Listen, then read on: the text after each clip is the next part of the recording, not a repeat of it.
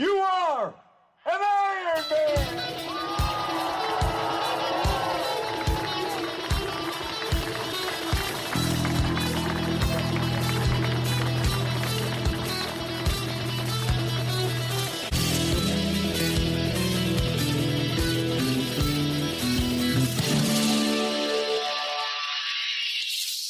This podcast is sponsored by Velo Yellow, providing bike transport to events across Europe. Supported also by Fear the Turtle Triathlon Coaching, Conway Cycles and Vitalize Omagh. Contact details available in the episode description.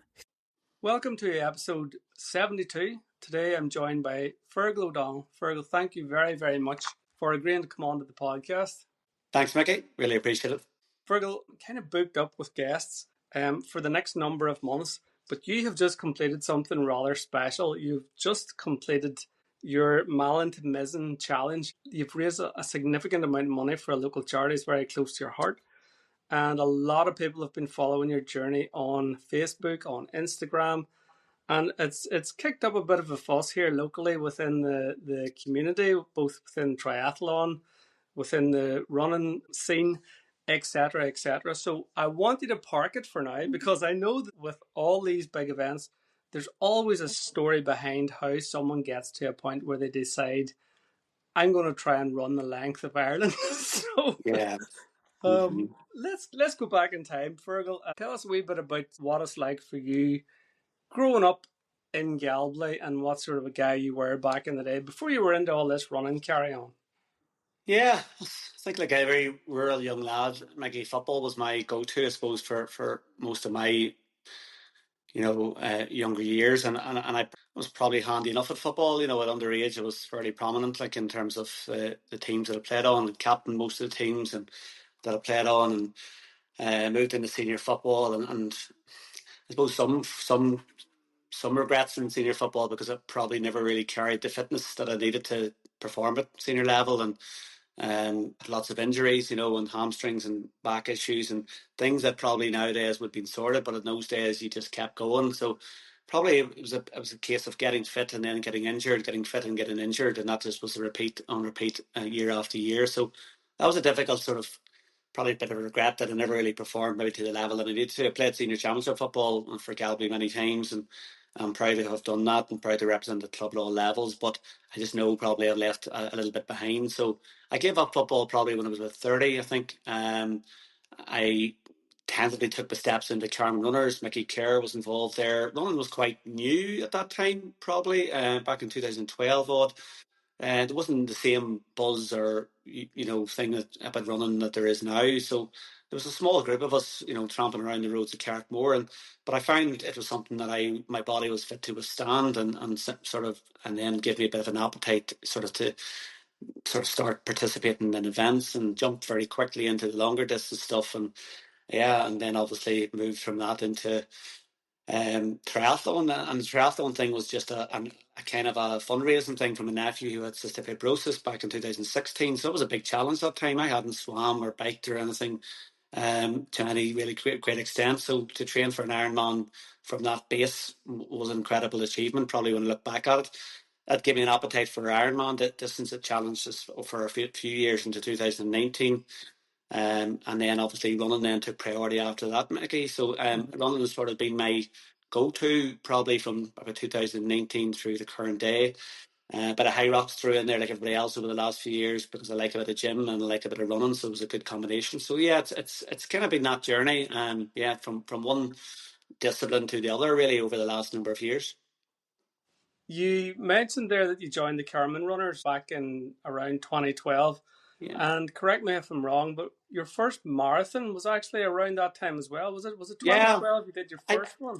I jumped straight in, Mickey. I kind of was always fascinated with the distance, and people are still fascinated with that distance in a marathon. And again, I remember going down to Dublin Marathon in 2012, and I didn't know anyone. There was very little local people about. There was maybe Mickey Kerr and maybe a couple of others, but not to the same extent of what you have now in this, ballots and trying to get entries. It was an easy way to get into something at that time. And I suppose I hadn't necessarily trained in any particular way for it. There was no big plan or structure, but I was able to get around that just under the 4 hours. I remember just the 4 hour pacer just chasing me down in the last mile, like, and it was just hanging on to get in under those 4 hours. So I wasn't fit to walk probably for about a week after, you know. So clearly the training wasn't there, but there was a bit of I suppose natural stamina or endurance or whatever you want to call it that got me from over the finish line that day. People that I've spoken to in the past, particularly those that have come from a athletic background, and I classify Gaelic football as an athletic background, and particularly whenever you're on the field there, a lot of explosive short bursts during matches, during training, from a young age right the way up till you said there they got to 30 years of age. Mm-hmm. Obviously stood you in good stead whenever it came to the running. You know, that level of fitness had you ready, well prepped. I think it did, you know, but at the same time, you know, I probably got fitter over the winter season, you know, and the muddy field and the sort of like just churning out laps of the pitch, you know, that old style sort of training that I would have done back many years ago and probably still do. It was the more explosive stuff that just my hamstrings and my back just didn't stick to it, Mickey, and that's probably the bit that probably I wasn't ready for, you know. But that early season stuff and coming into April time before league started, like everybody used to think, oh, fuck, he's in good shape, he's lost a bit of weight, he's going well. But as soon as the hard ground come and the twisting, turning and hits and all, my body just didn't hold up to it, unfortunately, you know, in the same way that others would, and certainly would hold up to it today in today's game because of the physicality of it. You know, certainly I know myself I wouldn't. But the engine was there, and even when I was playing football, I was fit to keep going for the game, you know, and there was probably an ignorance there. Probably when I was playing football too, there was a bit of a determination to get up and down the field one way or another, you know. So that was always there in me. Probably, perhaps. The determination is certainly something that you've taken forward to, and we will be tapping into that throughout our conversation as we move through your timeline.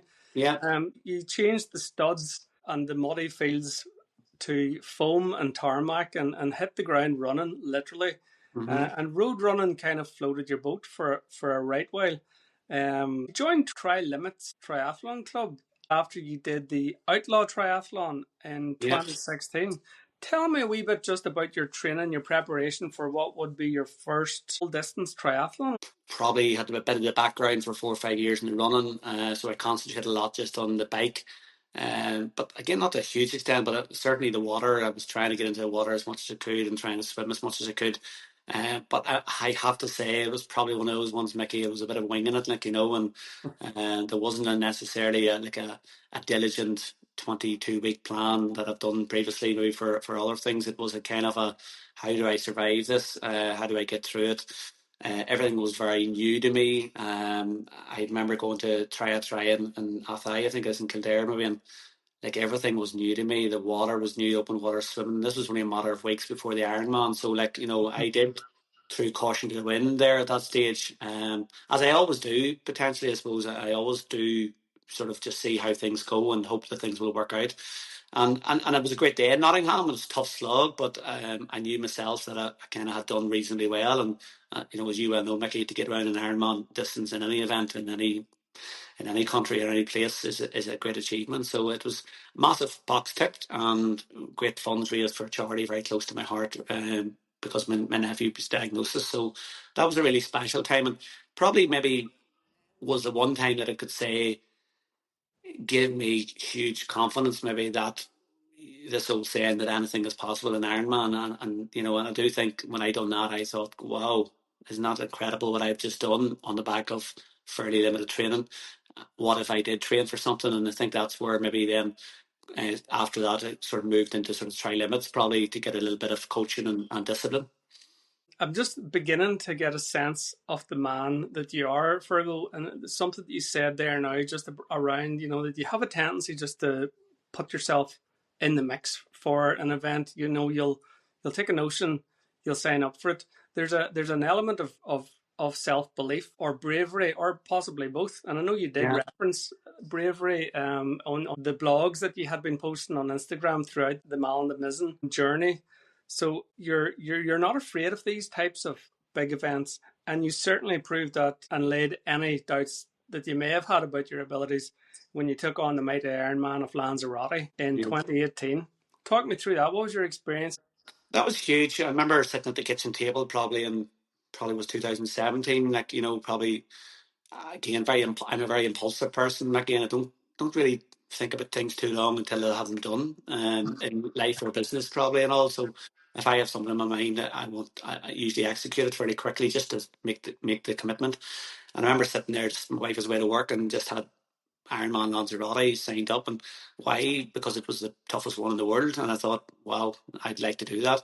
And I knew probably, and I know you had him on the show, Mark Farquhar, who was great inspiration to me just in those early days, just for a triathlon. And I knew he and others, Shane McGill and others, and other guests for years, other people that had been there, Lanzarote, and I thought, wow, that's the toughest in the world. Can it get any better than that? And that's why I decided to sign up for it. I'd been out for a bit of a training camp, I think, with Mark and Keith Clark. Keith, who's another thing. And again, surround yourself with all those brilliant people. Keith knew no limits, you know what I mean? And literally, and I always admired him for that. And so I suppose whenever I seen Lanzarote, I thought, right, I came on here, I'm going to try and do that one, because if I can do that one, you can do anything. So wonderful experience in Lanzarote. Took the kids out, Brenda, made it a 2 week holiday, and whilst it was tough, it was absolutely stunning. Just the scenery, the swim, you'd swam in cold waters, I was swimming there, warmer waters with fish underneath you.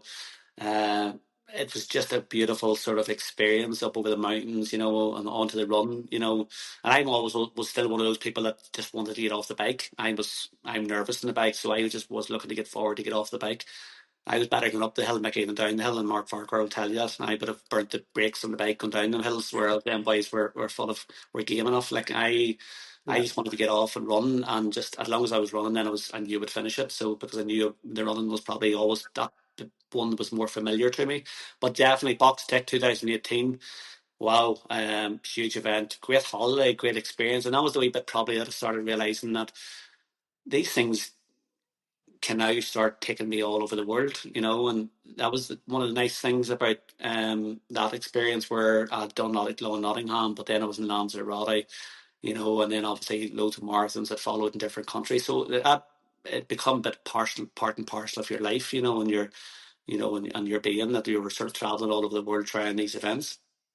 One of the things that I think may have helped you in your conquering of the awesome Lanzarote course is the fact that you live in Galway, because there's a couple of hills in Galway, like, to be fair, so I'm just picturing you whenever you're leaving your house on a bike, going out training, you're going down a hill and up a hill and up and down quite a few hills. Yeah. We're blessed with plenty of hills in Tyrone. No, none more so, in my opinion, than Galway.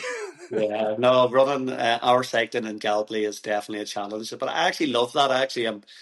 I'm a fan of hills. I'm a big believer in just building strength in the hills, And I know we could be running away to the Mourns and even up to the Glens and Gorchin, but like, we have it as good around home here as anyone. And I would say that I love just grinding on the hills. I love just, like, on the bike or on the legs. Yeah, just something very special about it sometimes, And probably I'm probably better, as I said, on the hills than I would be sometimes in the flat or even downhill. So yeah, it's definitely stood me in good stead, Mickey, the hills around Galway and Kappa. Brilliant stuff. 2019 saw you take on Ironman Cork. I've done Ironman Cork myself when it was available for us to take part in. Another very hilly course, quite a demanding course, particularly on the bike. What's your recollections of Cork? Cork was Cork was bittersweet. I actually I would say it was the first time I did train. I remember Mark Farquhar was coaching me at the time, and I did train for Cork. I have to say I was in the pool. I felt my strength swimming had got very strong. The Wacky Wheelers was a group of cyclists down in Donegal here, and I joined them, and Mickey Deary and all people that I look up to a lot. And they were good, strong cyclists, and I was trying to hold on to them every Sunday, and I felt then as the weeks went on, I was getting stronger, and the running then and amongst that was still sort of ticking along nicely. So Cork was one of them ones I thought, and it was a hilly course, so I thought this might suit me. The only thing about it, I hit the year that the swim was cancelled, and rightly so. No doubt about it. It needed to be cancelled, and it was our most horrific bike ride that I've ever had because the weather was absolutely horrendous. So, and the run was just in a blizzard of rain for the entirety of the day. So, supporters, it was one of them ones that I left thinking, I've trained so hard. The swim, I definitely had progressed a lot in the swim, and I thought to myself, bittersweet. I could add another. I do call it an Ironman. I'm not saying it's not. It's not an Ironman, but I do. It was this the sweat out to swim. It just kind of felt there was something missing there that day, and I felt I had more to give potentially. Maybe if conditions and other ways had been better, Mickey.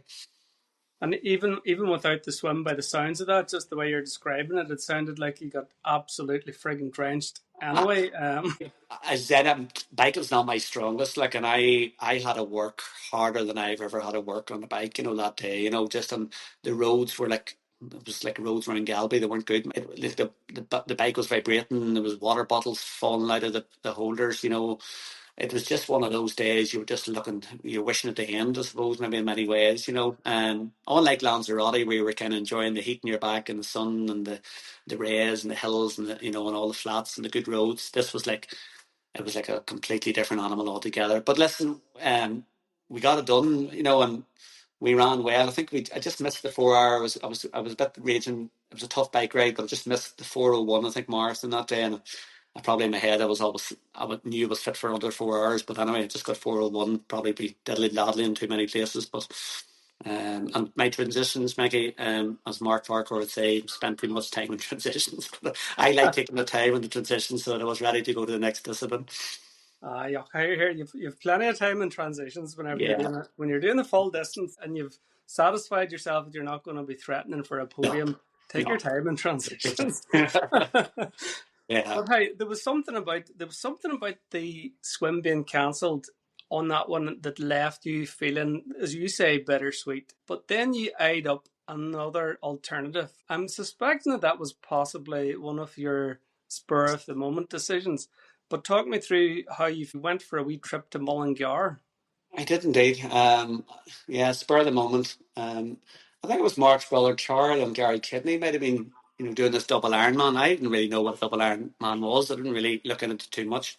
But I kind of thought to myself, well, this seemed like a nice, relaxed weekend of, triathlon events down in Mullingar. And I thought, well, if I'm ever going to try doing a double Ironman, once I got my head around what it was, well, why would you wait? I felt that my swimming was my strongest it's ever been.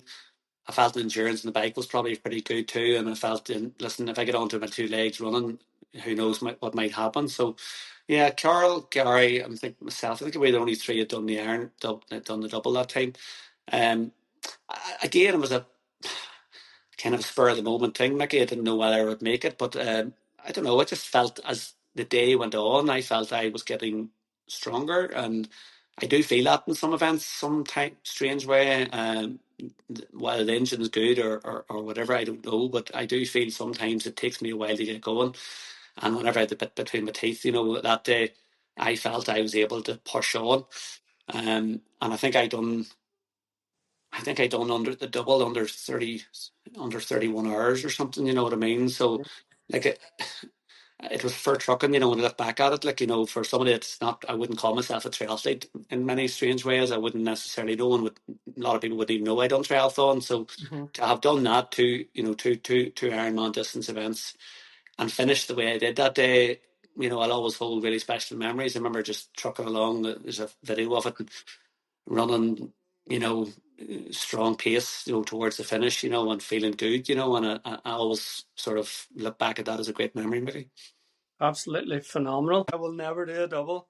Having spoken to several people that have, but again, it's amazing and testament to the type of person that you are, Fergal, with that idea that yes, if I put my mind to something, I can do it. Yeah.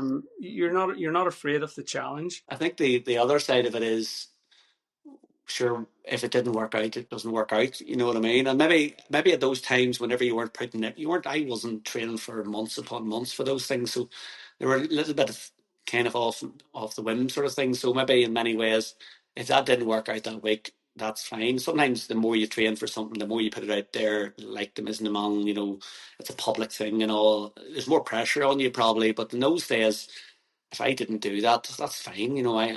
But I would love to. I'm one of these people who would rather try than not try at all. You know what I mean? Yeah. So that's how that sort of has panned out well for me.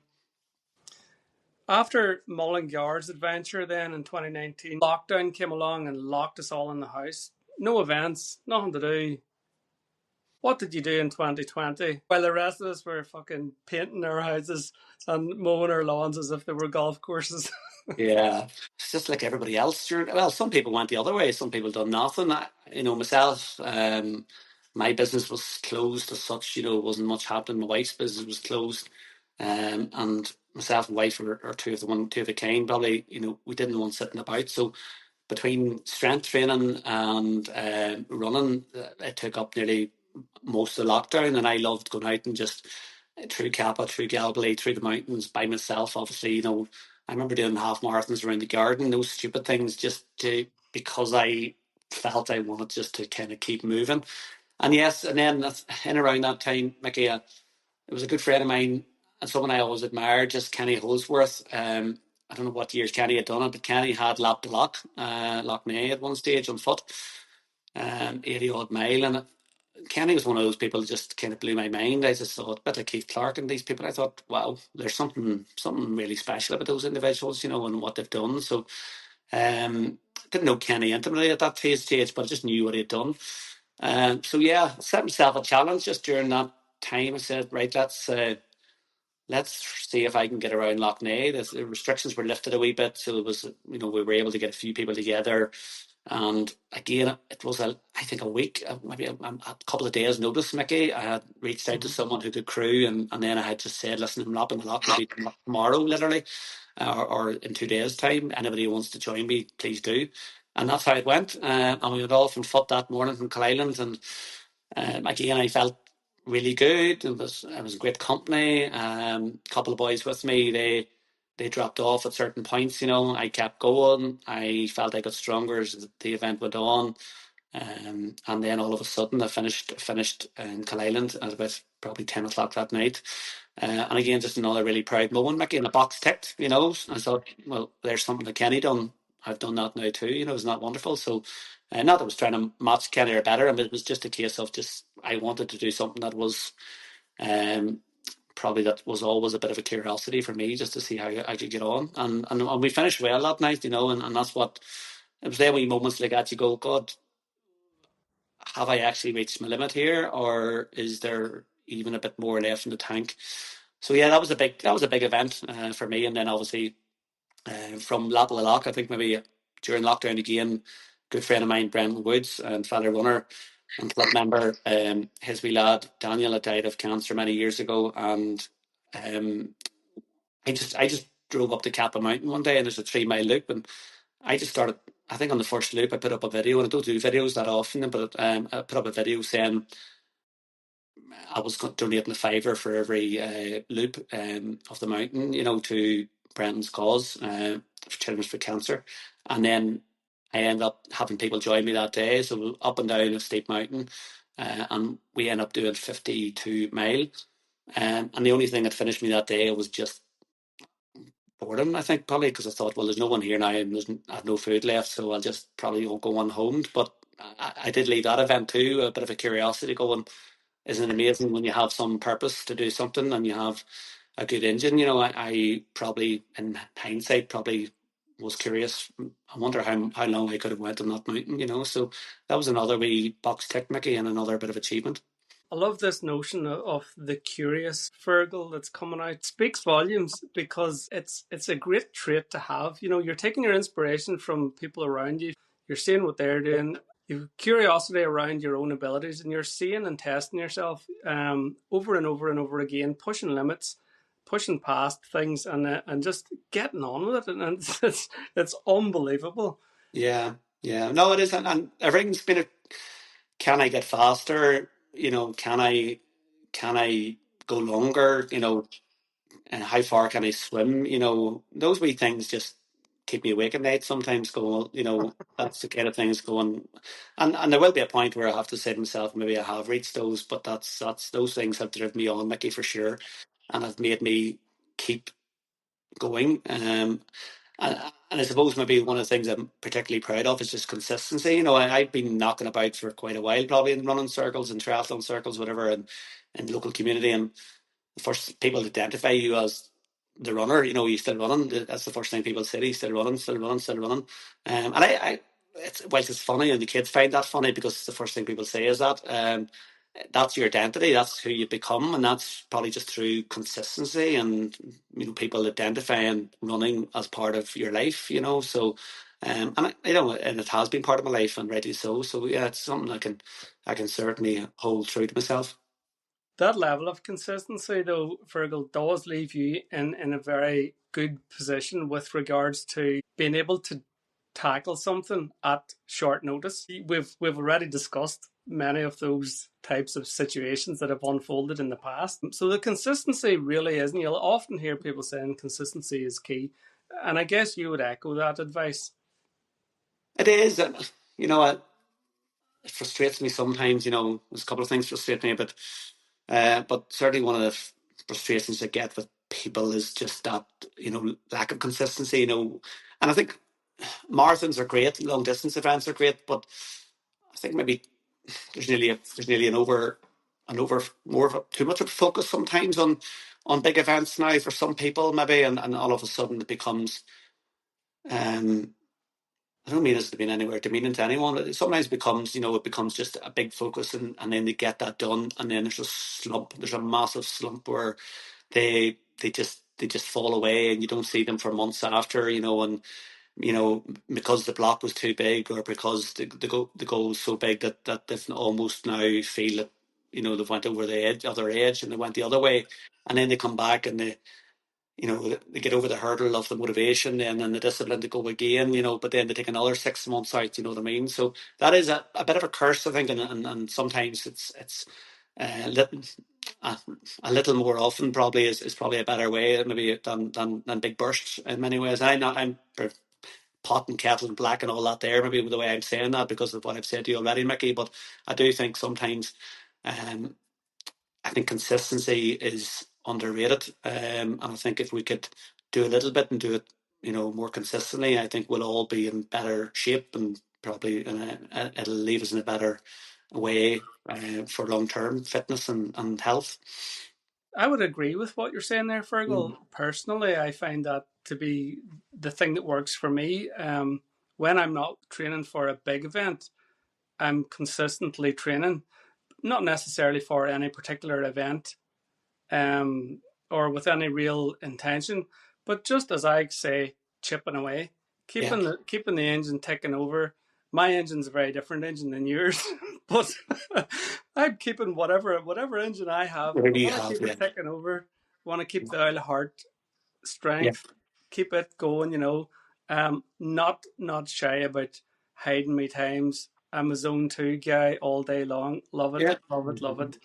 Um, and then whenever there's an event comes up, I've got that foundation and I'm ready to start taking things up nice and slow as we head towards Yeah. whatever, 8, 6, 4 weeks out from something.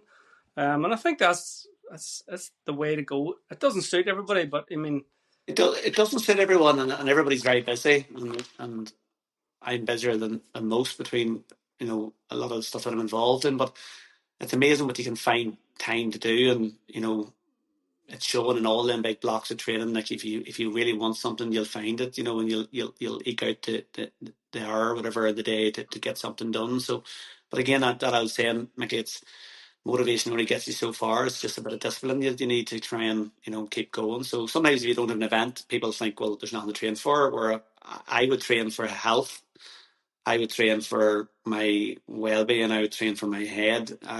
Events and targets don't necessarily really matter that much to me anymore. It's more just, you know, consistency for pursuit of good health and, you know, enjoyment and a clear head. And that's kind of what I try and focus on now. one of the things that I would never ever be able to do, and I'm in absolute awe of anybody that's able to do a sub 3 hour marathon. It's one of those kind of holy grails, particularly amongst guys like me, recreational runners, the Galway runners, the Carman runners, the Omagh, the Run Friend crew. All these people, ordinary people, out running, doing their bit, coming home from their work, putting on their gutties, getting out around, tramping around the town. For the likes of us at work that have families, that have busy lives, to be able to find guys like yourself that have hit a marathon in under 3 hours is just absolutely mind blowing. Is it something like 6 minutes 45 or 6:43 per mile for fucking 26 miles? Something absolutely insane. Like, that's proper insane for a bloke like me to even begin to contemplate. But it was something that it was a wee itch that you needed to scratch. Yeah, and it probably wasn't for a long time, Mickey. 'Cause I certainly, when I look at Mickey Kerr back in those early days and all, somebody who'd, chased the sub three and all, and who got there in the end, like, you know, in fact, probably sub threes are now nearly more, there's people getting now more regularly, but like, for years, there was very little people were achieving that sort of benchmark. So I wouldn't necessarily say it was never necessarily on my radar, because I didn't think I had the speed in my legs. Back playing football, I just felt I didn't have the speed in my legs to kind of turn the legs quick enough to achieve that sort of time. And maybe in 2019, after that double Ironman, I threw myself back into the running a bit, and I had probably built that bit of a base, that engine that people talk about. Maybe I dropped a few pounds, I'm not sure. Certainly felt fairly strong and fairly aerobically fit. And then I started probably being coached a wee bit. I had good people, different times, different years. And maybe Brian Taggart was coaching, and maybe Francie Purvis in different times. Just a wee bit of structure to my run training, which then brought about this sort of like, oh, could I? Maybe I do have this in me. I had been knocking around that 3:15 mark for quite a while, probably in marathons, and I chased 3:30. Like, I'm not somebody that jumped from 4 hours to sub three. Like, I chased 3:30 around Dublin for years, 2016, 17, 18. I couldn't find 3:30. I did the 3:30 pacer passed me and broke my heart. But something clicked in around that time. Eventually felt fairly strong enough to do it, and I think maybe in 2021, like, people had me odds on to do it around Belfast, and I wasn't good enough shape, but I came up short. And it was one of those things. It didn't sit well with me, probably. So I said, right, let's go again. And thankfully in 2022, and ironically, I wasn't as fit in 2022, and I had suffered Achilles injury, and I was in the gym quite a bit. But I actually got myself quite strong physically, I think. So I threw myself into the gym when I couldn't run. But because of the work I had done in 2021, running wise, and the gym work I had done in early 2022, I crossed that finish line in Belfast in 2022, I think it was, in 2:58. And again, it wasn't necessarily the day that I was meant to do it, because no one was talking about Fergal doing a sub three that day, and it wasn't on my radar. But it felt good, it felt strong, and I just kept going to where I couldn't, where just as long as I could. And lo and behold, I found myself just coming up the Omagh Road, knowing that it was close. I remember seeing Shane McGill at the top of the Omagh Road, as a video, as he always does, and I just punched the air, and I says, I've done it. I could, knew at that stage that, bar a tragedy, like going down the Ravenhill Road, I knew it was in the bag that day. So special feeling, Mickey. Yeah. I'm probably a bigger athlete, a bit strong, bit bigger, probably in every sense, probably than some runners. So, and some people probably would have written you off to do a sub three at that stage too. So to do that was very special.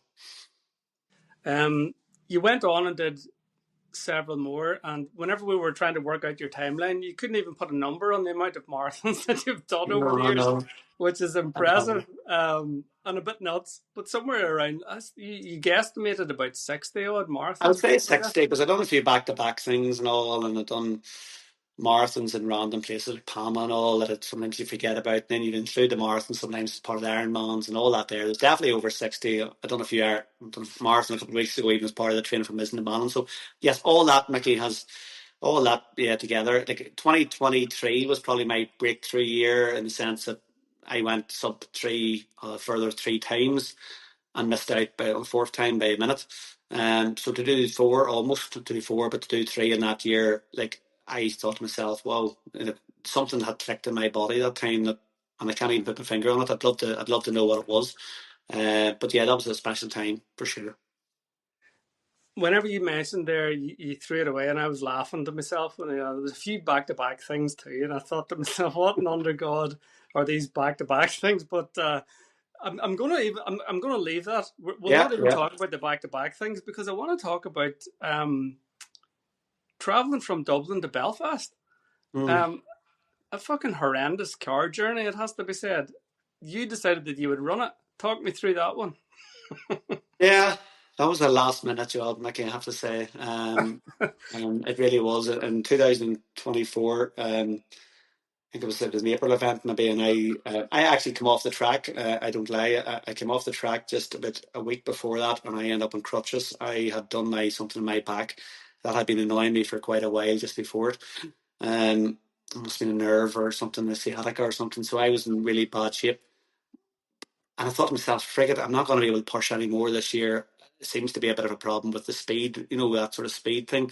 So I looked at my options, as I always do. I always pivot a wee bit and say, right, can't do the speed. I'm going to have to look at something else.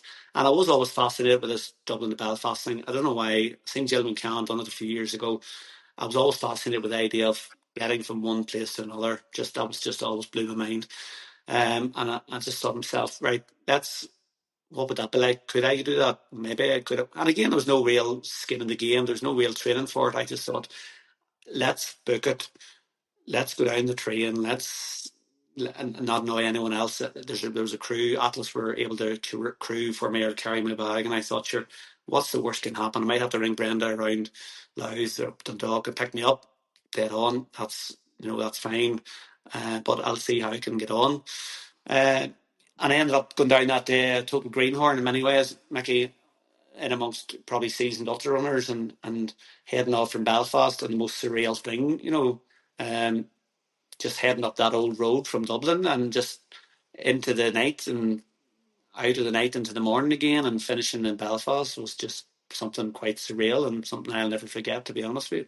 And probably found a wee piece of myself on that trip too, just maybe from 70 odd mile on, I was by myself, and I knew I was in the front. I knew it was I'd left the last fella in Uri, me and him were together. I don't know, there was something really come over me from that 70 mile onwards, and I still had 40 mile left, but I thought it felt as if I was hit at the finish line. So I ran that 40 mile as best a 40 mile as I've ever run in my life, and as consistent as I've ever run in my life, to finish off that event quite strongly. And I remember stopping outside Lisburn. I always thought about the 100 mile, thing, and people always see it as a goal in ultra running. And I remember looking down at my watch, and I'd done it under 19 hours or something, and then finished under 21 hours. So it was just one of those just incredible days, or whatever, 22 hours that I'll ever run, and doing something that I really enjoy. It's absolutely mind-boggling. It's 110 mile, wasn't it? All in all, because you took a wrong turn as well, Just to spice things up a bit. just 107 it is meant to be, and then I ended up taking a wrong turn because I was a total greenhorn. I had no GPS, I had no real navigations, didn't know where I was going. I was relying on a signpost literally. So whenever I was out in front, probably, and then hadn't lost that support of other people to keep me telling me where to go. I made a bit of a wrong turn around Bridge, but anyway, we got back on track, and we were able to see it through, Mickey. Thank God. brilliant stuff. And to win that too, absolutely icing on the cake. Right. Yeah, it was, and I'll not deny it was a huge, huge thing for me to win. I haven't. I think I might have won a fucking 5K at Loch McCrory, Mickey, back many years ago, maybe. And me and one of the charm runners maybe were first and second or something. I was, I didn't win anything. So to win, you said earlier, but we're not really in the podiums. You know what I mean? I know I'm not going to win the podiums, but it was the most low key podium you'll ever see in your life. There's no, with these ultra things, as you might know, there's no fuss at the finish line. There's no finish line. It's like, it's quite surreal.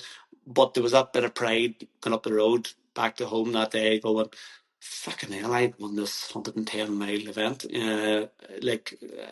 That idea of pushing the boundaries had definitely been tested to its extremes that day, you know. You're like a Galway version of the Terminator. Do you know what I mean? You're just relentless. Just, you know, you mightn't beat some of these young bucks over 5K, but take them on over 100 mile, and we'll see who's laughing at the end of it. Like, you know. Yeah, but you Um, know, to do that and not to have trained for something like that is you know, I wouldn't say not trained for that, because I had probably 10 years of endurance in my legs, and 12 years maybe endurance in my legs. So I knew I had something in me from all those previous events in double and Ironman and all of those things in marathons. I thought, you know, if I keep ticking this off, and I see these things a bit of an experiment. Just how far could you go that day? You know, I could easily be talking to you now and said I could have come 20th that day or 25th, and I still be very proud. But totally. Yeah, obviously, very absolutely. proud to actually have won something like that. You know, Mm-hmm. it's yeah, which was a great feeling. It brings us very, very nicely up to date, right up to today. And having ran from Dublin to Belfast, and having won that event too, possibly, and with the acknowledgement that your consistency was there, strength was there, curiosity was still there, you came up with this notion that you could run from Malin to Mizenhead. Where did this brainwave come from, or what was the inspiration behind this particular journey? Um, probably just something. I always like the idea of a point to point. I always like the idea of, you know, the thing around loops and things like that there, or, you know, it doesn't bother me, but it doesn't excite me as much as a challenge of getting from one place to another. So it was around Loughnane, I had to get around it, I had to go to Dublin to Belfast, and I thought to myself, you know, obviously you see these wonderful sort of athletes doing like Land's End and John O'Groats and run across Australia, run across America, and I thought, wouldn't it be an amazing experience to maybe, you know, to do something like, you know, the length of my country. And my brothers, my two brothers at a very young age, maybe only 13 or 14, like, had done a cycle, missing the Malin back 1987. And their two plaques still hang very proudly in our house. And Mm-hmm. it did catch my eye one night. Just I was down in the towards the toilet, and I kind of looked at it and goes, what if I could do that on feet? Because I'm not doing it on the bike. I just said, no way, I'm not doing it on the bike. And I thought, what if I could do that? And I googled a few who had done it and the records and all of those things, and I just made that bit of an impulsive sort of commitment there and then to go and, well, what if you're thinking it, why not maybe try it? And things like probably escalated fairly quickly, Mickey. You know, probably all of a sudden it was out with we run a social Sunday group in Park and Orr, and I have a good friend Stevie McKenna who would have crewed for me around Park and Orr, and someone said to me, "Have you any plans?" And knew by my silence, fuck, he's thinking of something. Something brewing here, yeah. He is thinking about something. And Stevie asked me or something what it was. I told him it was missing the Malin. I thought, would it be possible? And he said, whatever day you're doing it, yeah, I'll crew for you. And I think from whenever he said that to me, I was driving out of Park and Over going, right, plan, let's get this thing together. When, how, you know, who's involved? Is there a cause? Is there something I can do it for? So quickly, even between Castle Caulfield and home in Galway, I my mind works a million miles per hour, Mickey, and I had things worked out in my head, thinking, you know, I knew I was going to do it for. I knew roughly when I was going to do it because it coincided when my two brothers had done it. Um, my oldest brother has passed away. Sadly, I suppose. So it was a bit of a nod to him and said, you know what, you cycled it when you were 13 years of age. Maybe I could run it, you know. So yeah, that's how it turned out, Mickey. What I would normally do at this point in a podcast is I would ask the person about what their memories are of the event. But throughout the event, you very, very kindly kept us all up to date because you had some class wee video updates of the journey. We're going to take a listen to them now. We have reached our first marathon, so we're in Bantry Bay. It was a really nice morning. The weather gods have been in our favour. Actually probably quite warm, muggy at times, with a bit of a mist and drizzle at times too, but generally it's been quite nice. So myself and Denise have run from Missing Head. Nez is crewing. Matthew Rafferty's just arrived, so great just to have that sort of support. So I'm not saying this is not in any way been an easy morning. Actually, no matter what pace you're doing, marathon's still a marathon. There's still lots of time in your feet, so the feet's sore, but we're sort of re-energised there. We've got a coffee into us, got a bit of food into us, and we're ready to maybe hit the second marathon of the day here, so as we head towards north towards Mill Street. So we are 45 miles in, 20 to go for today, so less than a marathon actually, so it feels good. Been a tough enough climb out of Bantry over mountains and with a bit of downhill obviously too then at the far side, but kudos to Denise McCann, I have to say, for knocking in her first ultra, and a nice tidy 45 mile it was, and going really strong, so kudos Denise, and thank you so much for the company. Hopefully people are a bit of dot watching and enjoying sort of seeing the progress. It's a big ass county, it takes a long time to get through it. We'll not even be through it by the end of the day, but we're making progress. We're feeling pretty good, and the weather's on our side. Matthew Rafferty's joining me now for a few mile. Good to have someone with me for that last 20 miles. So thanks to Matthew also, and Nez Rafferty, who's doing an incredible job steering the ship and keeping us all right with food and hydration, nutrition and all of that stuff today. So absolute godsend, so thank you. Okay, 20 mile, let's do it. Day 2, we're moving, and we're not moving yet, but we're moving, we're out. We'll get started now.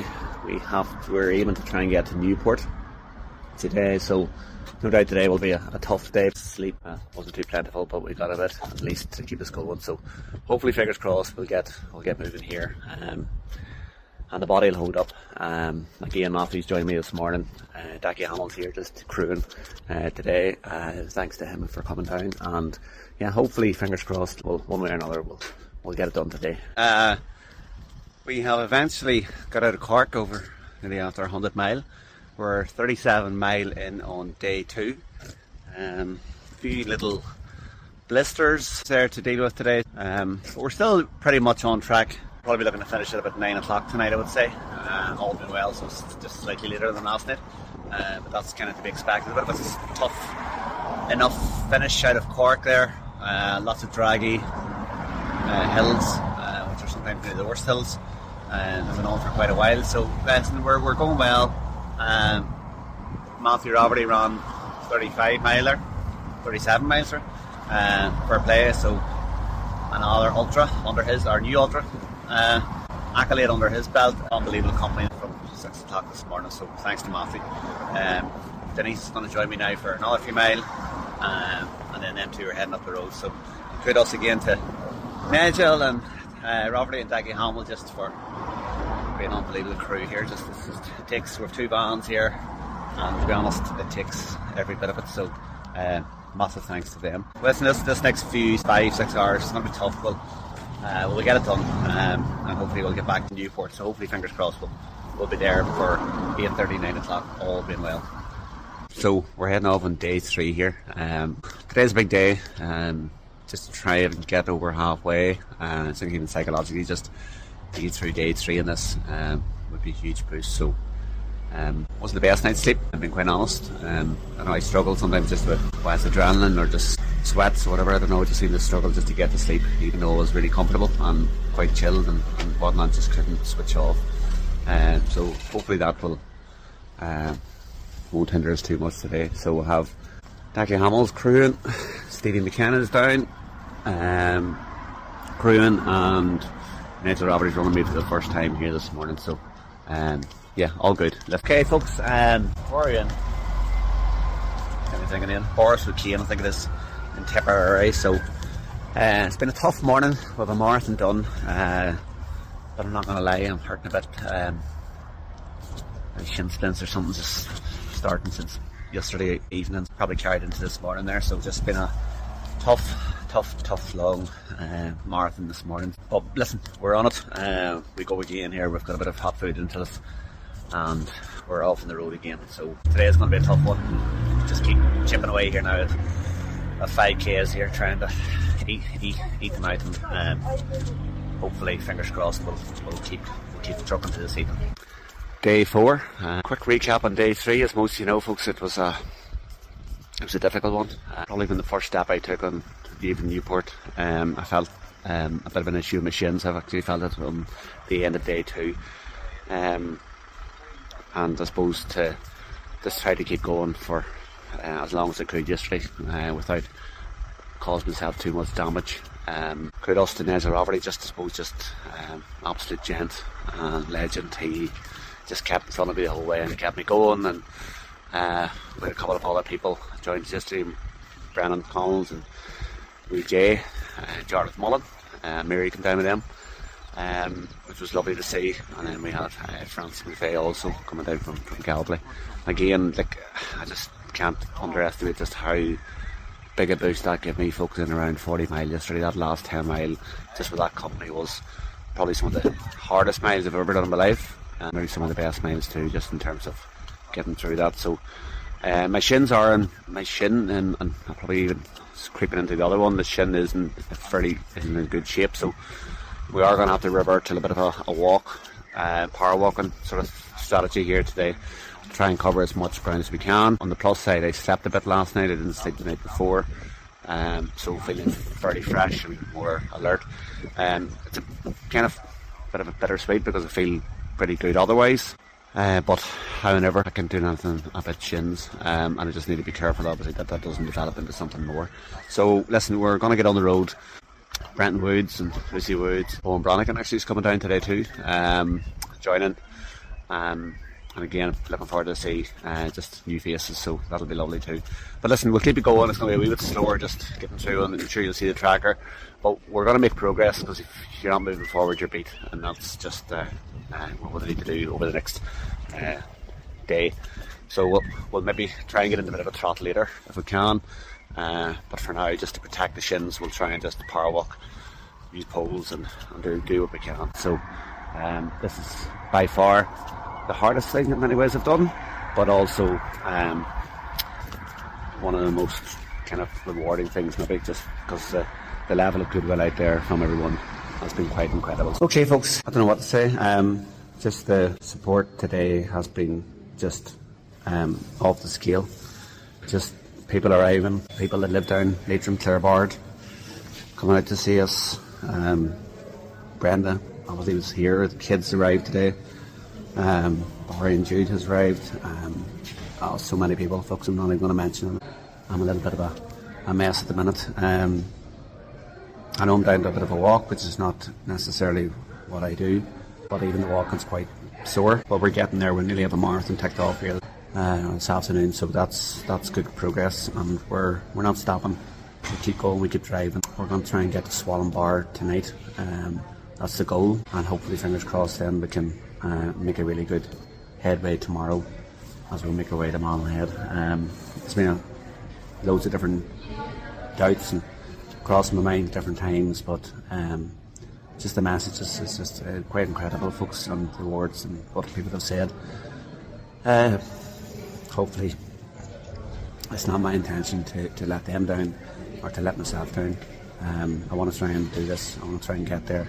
I'll work through whatever bit of pain and try and manage it as best as we can. And I suppose, as most people know, I'm a little bit stubborn individual, and I think that hopefully will carry me through. So it's probably all about the head now and all about just holding it together. Morning all. Day 6. We are leaving County Cavan and we're going straight into Fermanagh today. So hopefully we'll cover Fermanagh and Trona today as best as we can. Again, just incredible support. I think yesterday was one of those days where I put my foot on the ground yesterday morning, and honestly I this way at the slowest first 1 mile it took for an age, because I honestly thought that was maybe something kicked in, and the company just yesterday just kept joining, and it was a bit of pilgrimage at one stage, and neighbours and friends and family and fellow club members and other people just joined us from different parts of history, and just being a very difficult day. Probably best days I've experienced, just in terms of kindness and support. So again, thank you to each and every person who drove me on yesterday, who got me to our destination and even beyond it. So we start today. We're going to be heading through from Omagh and Tyrone, as I said. We are down to walking pace, and maybe that might suit people to come out on Easter Sunday, maybe for a few miles at any stage. We'll be able to hopefully get people back to cars if needs be. So yes, we go again this morning. I'm going to dedicate this leg, or today's journey, just to my own family, the O'Donnell family, to Dwayne, who's no longer with us, to Barry, Mark, Shauna, and particularly my mum and dad. My mum and dad have installed probably a huge amount of determination and grit and resilience in each and every one of us. And for me, certainly, everything that I've done in life can be attributed to those values and those attitudes and that discipline that they've instilled in me from a young age. So today, we're going to be doing that for mum and dad, brothers and sister. And I'll be thinking of Dwayne too. And hopefully he will also be down on us. So again, we'll draw upon all that to make sure that we get through today as best we can. So let's do this. Let's go. Let's try and get as far as we can on day 6. We might even try and push the boundaries a bit more today, and see if things can hold up in the way that they did yesterday. Okay folks, we're on the way to the start line here at Ardstraw. Just a wee recap on yesterday. I suppose we had a great day in many ways. I suppose huge crowds in the road, huge support. Met Sinskin Running Club, the good people of Dromore as we passed through.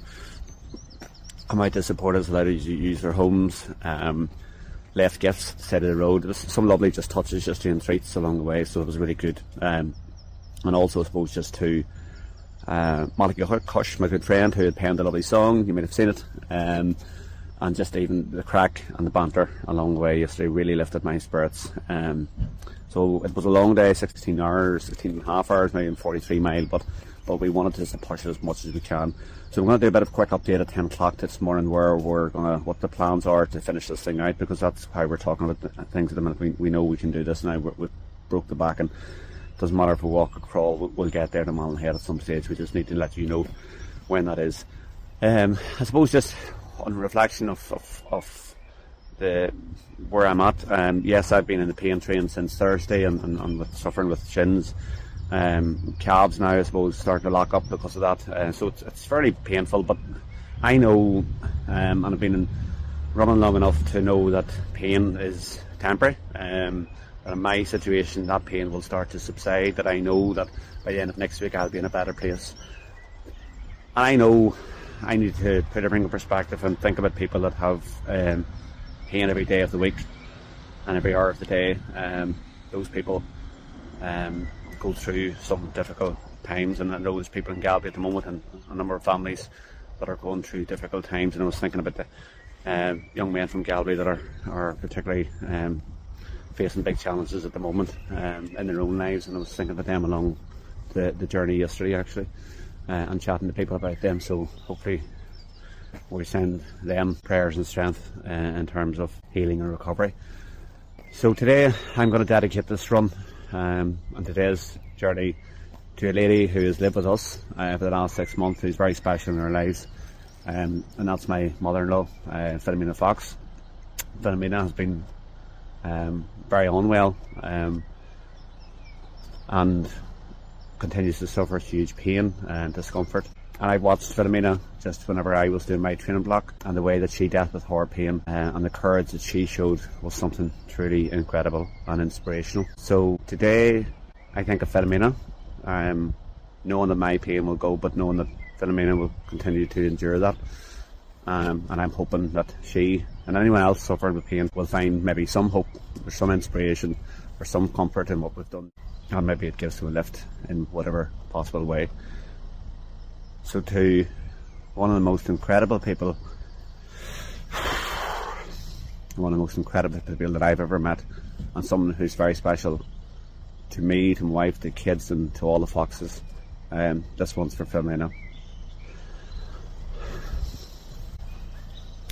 She's one of the people that I'm looking forward to see whenever we get home in a few days' time. So take care, Filomena. If you see this, love you to bits, and I hope you're proud, and I hope you're well. Take care.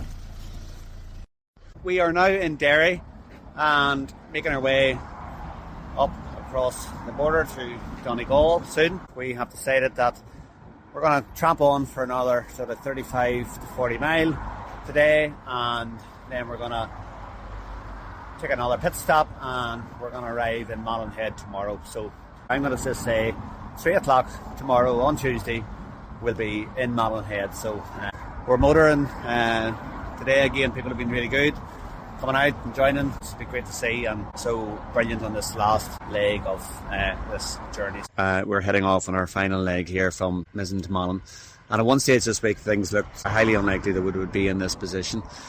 I kind of knew when you do these types of events it's entirely unpredictable, and you just don't know how things are going to go. And I always see these things in ultra running and running in general just as a metaphor for life. There's highs and lows, and there's curveballs, and there's things that come at you that you just don't expect. And it's kind of how you deal with them is sometimes is what is the most important thing. And I always said this week that I would try and deal with the good highs and draw upon them, but I would also consciously deal with the lows and understand that those could be short-lived and that we would overcome. And I think whatever's help and support that I've been given over this week, folks, by everyone that has joined me, both in person and also through messages, has definitely spurred me on to reach this point and will help me then now get to Mallinhead. I suppose I wanted maybe to do this to sort of show to my kids, and maybe to other kids, that anything is possible, even when things aren't going to plan, and that we always need to probably dig deep and find something within ourselves to get through those really dark and difficult times. So I hope maybe in ways I've inspired my own kids. I hope I've created memories for them. I hope I've certainly created memories that will last me a lifetime. And I hope maybe in some ways it has inspired others. I run with a young fella, Jarlath Mullen, who's a member of the Special Olympics this week, and one of the mottos from the Special Olympics group is, I want to win, but if I cannot win, I want to be brave in the attempt. And I think that kind of epitomises how I approach this week. I did want to get them on in 6 days. I did want to run the entirety of the journey, but I wasn't able to. But it did hopefully show an element of bravery and courage and determination to get to this stage. I honestly wouldn't have done that without my crew, for their practical support, but more importantly their emotional support. They have been just absolutely incredible. To each and every person that joined me, it just gave me picked me up along the way, and you've got me through some very, very difficult days. To my wife Brenda, who backs me every way, who has to deal with all these crazy adventures and things that I come up with. I know she always has my back. I know she always will have my back. And I'm sorry for putting her through some of the emotions this week. But I also hope and know that she's incredibly proud of what we've achieved. So onwards we go now to Malin. I didn't set out to inspire people or anything, but I know people have messaged to say that this has been an epic journey. And I hope people can take something from it. And in a shit world at times, sometimes it's these things that help motivate us. So I hope in some way it has helped. And for all those dot watchers all week, thank you for joining me virtually, and thank you for knowing that you were with me every step of the way. So we're going to do this. I know we are. And that's an incredible feeling. And again, just a huge thanks. to each and every person who has helped me get to this stage. So we'll leave now to Malin Head. I did this as a personal challenge, but I also done it to try and raise funds for a new health and wellbeing centre in Galway Community Centre. It's something I'm always passionate about. It's something I truly believe in. I want to make sure that we have the best facilities and services in Galway for generations to come. I think this particular project has showed people the power of people coming together, the unity of purpose, why working together, why collaborating, why being on the same journey and going in the same direction is important. And I hope that we can draw upon those lessons also and try and ensure that our community continues to drive forward in the right direction. So thank you to each and every person along the way. And hopefully, fingers crossed, the sun is shining in Malin Head. So, having listened to that, what's going through your head? Jesus, Mickey, whenever I listen to that, it's brought back everything. I suppose this week, that week, I suppose that I can say was just a roller coaster of emotions. I wasn't in it to do videos or to influence anyone or to do to gather followers. I was in it just for myself to get from one point to another. But obviously, as the videos showed, there was a huge amount of fatigue and lots of emotion, lots of rawness, and probably lots of pain there too. And I think that certainly comes through just on those audio clips and brings me back to those days where, when you're laying in an apartment or Airbnb and the alarm goes off 4:45 and, that, getting out of bed is a struggle, and when I was getting out of bed, I was clinging to the walls to get to the toilet. It was tough to get moving. Like, and when I knew what was ahead of me every day, and it's probably a bit surreal, even that I'm sitting here talking to you, reflecting on something that has been done as opposed to something that was attempted. So, in those video clips, Mickey, that you've pulled together there, I suppose they're great memories. They're stuff I'll hold on to for a lifetime. I did say in those videos that I wanted to do this for different people. I knew that before I set out, and I'm hoping in many ways that it helped those individuals and hope it inspired my kids. And also hope in many ways I didn't think it would, but it seems to have captured the imagination of many, many other people, which I'm very grateful for. It certainly did. It captured all our imaginations, Fergal, and I suppose we got a sense that you were in a bit of bother. But I guess knowing you weren't actually delivering the extent and the pain. I mean, you've hinted at it there now. Whenever you're saying it, you were getting up, clinging to the wall. You were in bad shape, but you got this done. You fucking got it done, and that's the bit. It's that bit. It didn't go to plan. It didn't go the way that you were hoping for it to go, but by Christ, you got it done. What or where or how did you pull the strength, or were you using self-talk strategies? Were you thinking about people? Were you just flat out on the painkillers? What sort of thing had you do that? I suppose behind the camera and outside of earshot. Yeah. Painkillers probably helped, Mickey, and I wouldn't have got to the finish line only for them because it certainly numbed the pain just enough to get moving. I kind of knew when I set up to missing the Malin, like I done in a serious training block, a bigger, more disciplined block than I've ever done. But every night I was out training, and every long run, every evening, I was kind of sharpening my mind in many ways to what I could face in this. Probably, I listened to plenty of stuff. I read plenty of stuff. I listened to my own thoughts. I probably played those scenarios over in my head, thinking, if I'm in bother, how am I going to deal with it? Mm-hmm. where am I going to get the strength from, to get through it? Um, so I had some of those things rehearsed in my mind. And I suppose, I wouldn't have done what I've done in the past if I didn't have a good, strong mind. Yeah. And I knew probably that I would have to draw upon every inch, every bit of that to get through this one. This one was big. People, that sort of the throwaway comment, nobody you, nobody you. And I knew this one would definitely test my limits.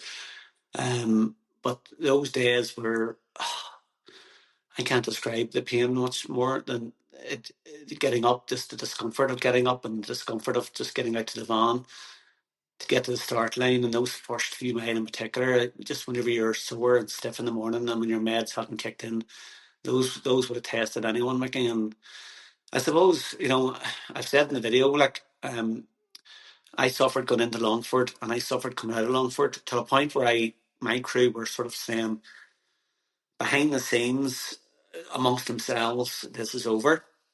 And Mm-hmm.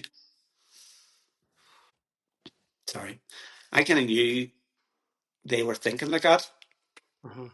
but I kind of I didn't want to even have the conversation, I didn't want to have the conversation at all because I suppose I really only had one thing in my mind that was finishing, and that's what I wanted to get to. My biggest concern was, fuck, how long am I going to take here? Because I thought these boys were taking days off work, and I thought, takes me the next Friday, I get up this road, but all I could think about was those boys getting back to work and girls, and my mind was, how can I get this done so that they get back to work on Wednesday, and maybe that distraction in my mind sort of at least kept me going. But the boys and my wife, Brenda, never had a conversation with me throughout this whole thing around packing it in because she knows probably the kind of person I am, Mm-hmm. and she knew that not getting to that finish line would have hurt more than what was hurting in those days on the event itself. So There was a lovely wee update video that you did just from your house. I think it was just outside your house, and there was a great thing in it, and something that they hadn't anticipated that it would happen, but it did. And it was that you didn't have to cover a mile of that journey by yourself.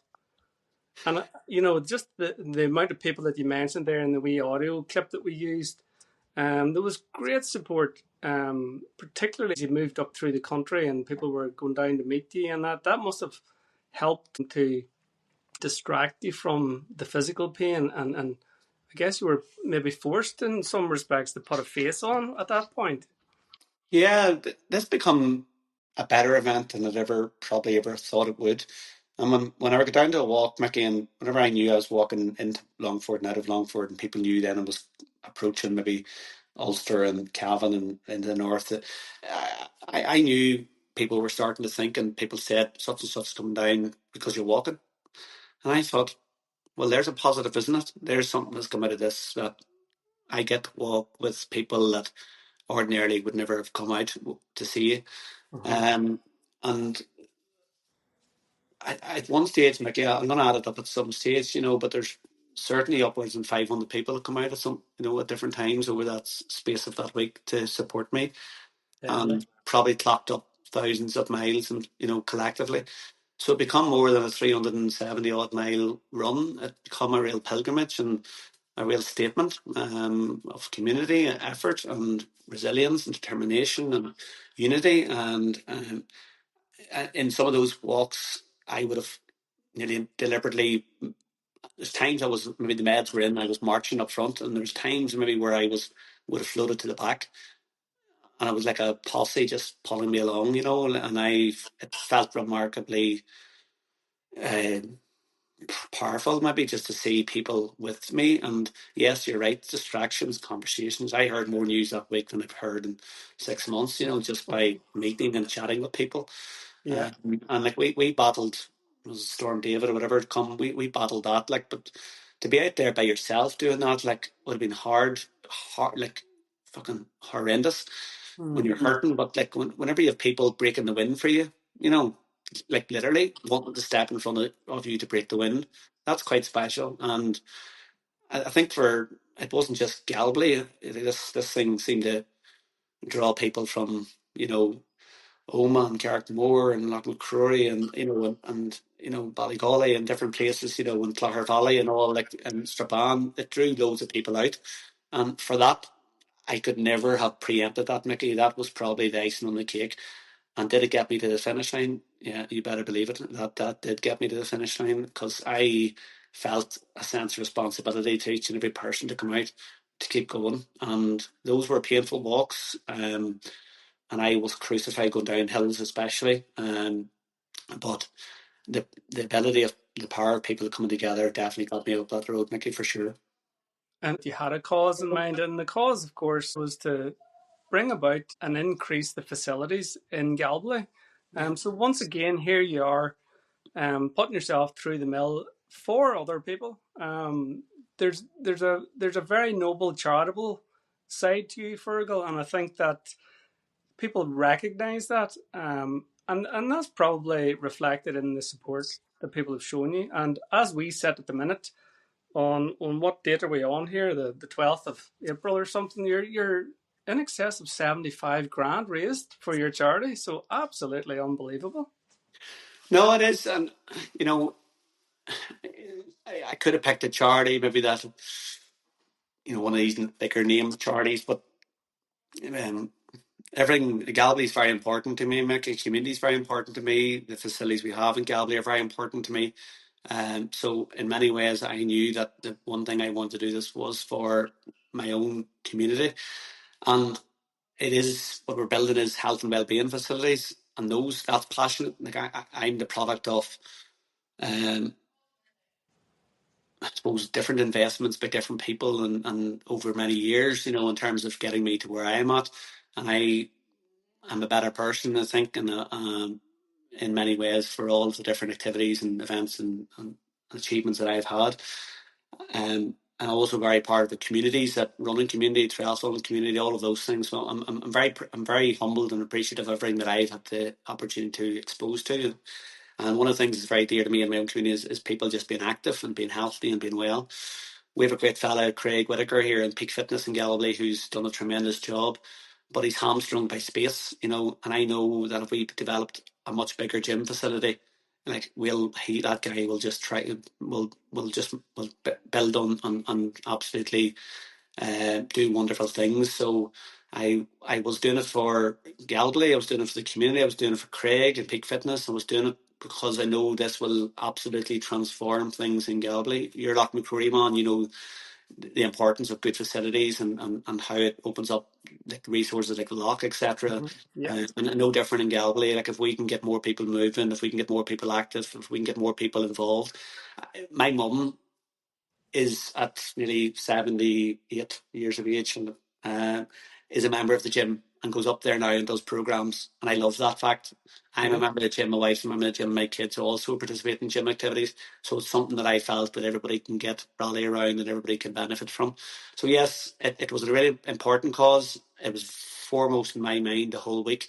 The fundraising, every time I got a notification on my watch that there was a donation, oh, believe me, it spurred me on, and it just motivated me the whole way. And it wasn't intentional. It just came up in the watch every time, and I thought, there's another one, there's another one, there's another one. I think somewhere with over 550 donations made now to that cause. And as you said, hurtling towards 80 grand now, and hopefully, fingers crossed, we'll hit it. That's brilliant. Absolutely amazing stuff. You can't put a price on what you've done personally, you know, traveling the full length of the country on foot. You can't quantify it. You can't begin to understand the commitment, the determination, the resilience, the grit, the pain, fighting through all that. But there's a financial reward, tokenistic appreciation in the form of near enough 80 grand that says, well done, Fergal O'Donnell. Yeah. And I think if you say to people you're going to do a 300-mile event, it mightn't resonate. But whenever you put up the map, the most wonderful thing this week was we run Wiley and I, Kerry Conley and Gillian. Kerry got me a tracker, and the tracker, I think, just captured people's imagination. I had, you know, people that wouldn't necessarily follow events, Mickey, you know, like, but they're just watching this dot every day, you know. Where's The he at? dot watchers, as you Dot refer to them. watchers. There's a whole generation of dot watchers now, like, and Yeah. it's just incredible. And I get loads of messages from older people that were following. And I got loads of messages from parents that said their children were just absolutely engrossed in it all week. Where is he? How's he getting on? Has he stopped? Nope, he's moving again. You know, there was great excitement in people's homes. And I'm proud. I'm proud to maybe have played a part in creating those different emotions. I would imagine during the week. You know, I would say some people. I wouldn't say it's all positive because some people were thinking the game was over. But I'm proud to have sort of contributed to a week that probably the community of Galway and others might never forget, I suppose. Brilliant stuff. Well, they never will, because the facilities will be there and they Yeah, will last the, that's the legacy. you know, That's the that's, legacy. that's the legacy. Yeah. And your kids will be in that gym They lifting will. weights and you know, keeping themselves in shape like the Iron Man. And that's As long what as they're that's not, the plan, isn't as long as they're not better than me, Mick. it? So what's next, Fergal? Obviously, you're going to take a bit of time out now and let yourself recover. But is there anything else planned, or will that be some random Tuesday night when something on the internet Oh, catches your eye and you go, I might give this a go? you know, I suppose I been incredibly proud of I done a really good 22-week block there. Of you talk about zone one, zone two. I just love that stuff, Mickey, too. I would eat that up all day long. For this pace stuff anymore. I just love just going out and just easy running and not having to worry about marathon pace and all of those things. So that was you know, in many ways a beautiful 22 odd week training block. Yes, my shins give up. And obviously now I'm left, Mickey, in a situation where I'm been quite a bit of pain since Tuesday, since I finished, and the shins have got the shins checked out in hospital yesterday, and you know, heavily suspected stress fractures potentially in both legs.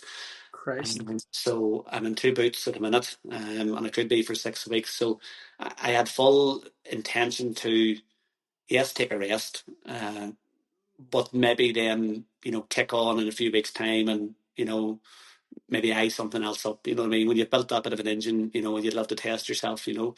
But I'm gonna have to put all that on hold, and rightly so, just to try and heal properly, and so that I can come back well from this. And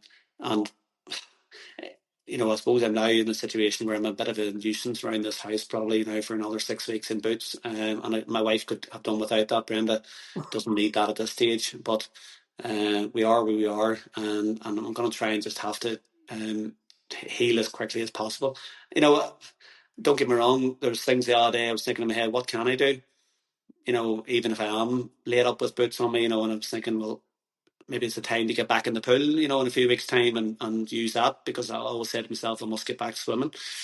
Do a bit of upper body work, or do it just, you know, or do just rest. Time will tell. But I've nothing, Mickey. I think we're early enough in the year, thankfully, April time. We're early enough in the year, May, June, maybe in the autumn I'll target something else. I don't think I'll ever do something like this again. This one was, and you'll understand this, Mickey, I suppose, people that do long distance stuff, if you get it read up in the one day, it's not so bad.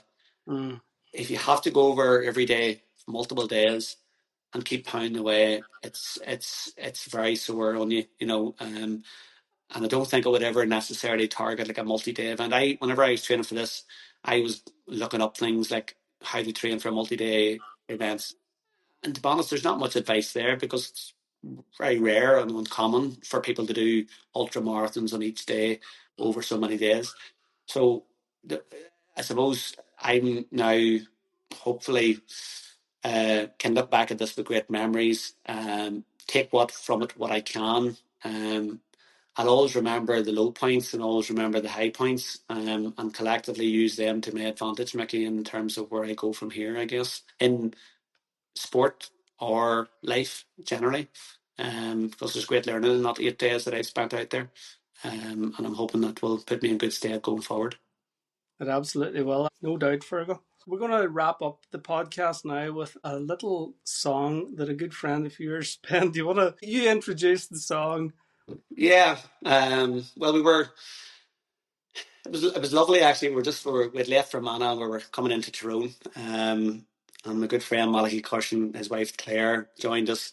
And at that stage, there was a great crowd around us. That was one of those days. It felt like a pilgrimage. It really did. There was so many people was joining.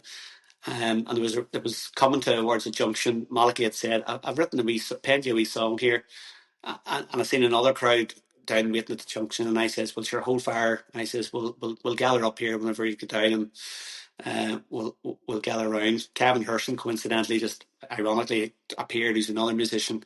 So Kevin done a bit of backing for him, and Malachy sung his song which he had penned for me the night before, probably under influence of a few pints, I would imagine. And it lifted my spirits, it lifted everybody's spirits, it gave us a laugh, and it just was a wonderful moment, Mickey, in the whole journey, and one that I'll hold very true to my heart for years to come. So, yeah, Malachy Cush, a good friend of mine, and I'm glad to call him a good friend. Well, I never thought I would be introducing it, but here we go. We've gone from Iron Maiden to Ironman to Malachy Cush.